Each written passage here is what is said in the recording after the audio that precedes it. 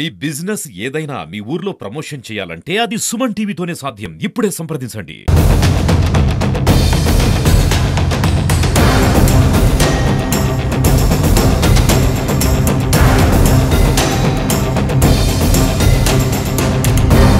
భద్రాచలం వద్ద గోదావరి ఉరవళ్ళు తొక్కుతుందని చెప్పాలి.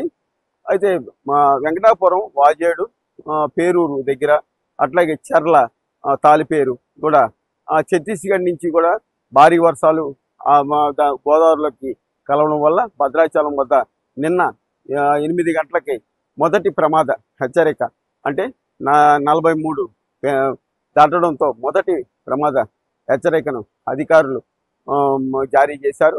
అట్లాగే ఇప్పుడు దాదాపు 48కి చేరుకుంటుంది. రెండో ప్రమాద హెచ్చరికను కూడా అధికారులు జారీ చేసే అవకాశాలు ఉన్నాయి. ఇప్పుడు గోదావరిలో వాటర్ నిన్న భారీగా పెరుగుతుందంటే మనం చూడొచ్చు. గోదావరి దాదాపు స్నానాల గట్టు పూర్తిగా కూడా మునిగిపోయింది. అక్కడ మొత్తం కూడా మెట్లకి పూర్తిగా కూడా మునిగిపోయి అంటే 48కి దగ్గరలో ఉండడంతో నిన్న జిల్లా కలెక్టర్ గారు జితేష్ గారు అట్లాగే జిల్లా ఎస్పీ గారు రోహిత్ రాజు గారు కూడా భద్రాచలం వచ్చి గోదావరి పెరుగుతున్న విధానాన్ని పరిశీలించడం జరిగింది.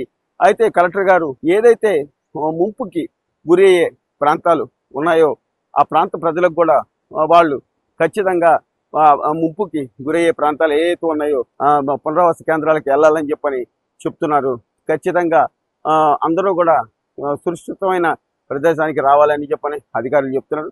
మనకి ఎప్పుడు కూడా ఇక్కడ భద్రాద్రి రామయ్య మెట్ల దగ్గరికి గోదావరి వస్తుంది అని చెప్పని మనం మీడియా ద్వారాగా అంటూ ఉంటాం. అట్లాగా గోదావరి ఎప్పుడు కూడా మూడో ప్రమాద హెచ్చరిక వచ్చినా కూడా భద్రాద్రి రామయ్య మెట్ల దగ్గరికి రావడం అనేది జరగదు.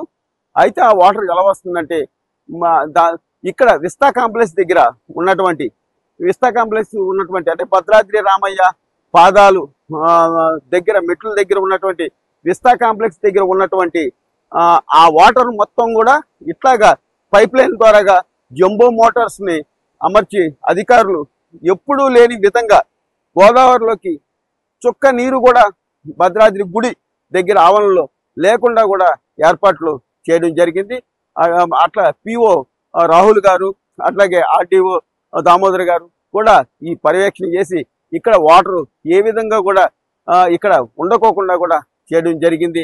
అట్లాగే ఇప్పుడు మనం దాదాపు 48కి వస్తున్నాము. అంటే రెండో ప్రమాద హెచ్చరిక కూడా దాటే అవకాశాలు ఉన్నాయి. కాబట్టి దాదాపు ముంపు గ్రామాలు అంటే ఆంధ్రాలో కలిసినటువంటి ముంపు గ్రామాలు ఏవైతే ఉన్నాయో కోనవరం, చింతూరు, విఆర్పురం ఇవన్నీ కూడా పూర్తిగా కూడా ఇక్కడ రోడ్డు బ్లాక్ అయిపోవడం జరిగింది.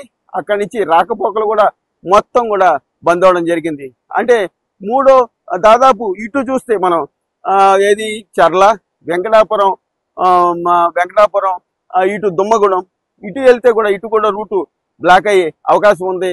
అటు కూడా రూట్ కూడా రావట్లేదు. అంటే భద్రాచలం టౌన్ తప్పించి మొత్తం కూడా చుట్టుపక్కల మొత్తం కూడా బ్లాక్ అయింది. ఏది కొత్తగూడెం నుంచి వచ్చే బ్రిడ్జి వైపు నుంచి వచ్చే రూట్ మాత్రమే ఉంది. మూడో ప్రమాద హెచ్చరిక ఒకవేళ జారీ అయితే మాత్రం బ్రిడ్జి దగ్గర కూడా రాకపోకలు నిలిపివేసే అవకాశం ఖచ్చితంగా ఉంది. కానీ ఎటువంటి ఇబ్బందులు పడుకోకుండా ముంపు గురయ్యే ప్రజలు ఎటువంటి ఇబ్బంది పడుకోకుండా అధికారులు అయితే మాత్రం ఖచ్చితంగా ఇక్కడ అన్ని రకాల ఏర్పాట్లు చేస్తున్నారని చెప్పాలి. కొంతమంది ఇంకా పునరావాస కేంద్రాలకి రాకపోవడంతో వాళ్ళని అధికారులు బుజ్జగించి ఏదో రకంగా తీసుకొచ్చే ప్రయత్నం అయితే చేస్తారు. అయితే ఇప్పుడు జిల్లా మంత్రులు కూడా భద్రాచలానికి వచ్చి ఇక్కడ ఉన్న పరిస్థితిని, ఫ్లడ్ యొక్క పరిస్థితిని కూడా వాళ్ళు చూసే పరిస్థితి ఉంది. కెమెరామ్యాన్ బాలసూర్యతో నాగరాజ్, సుమన్ టీవీ, భద్రాచలం.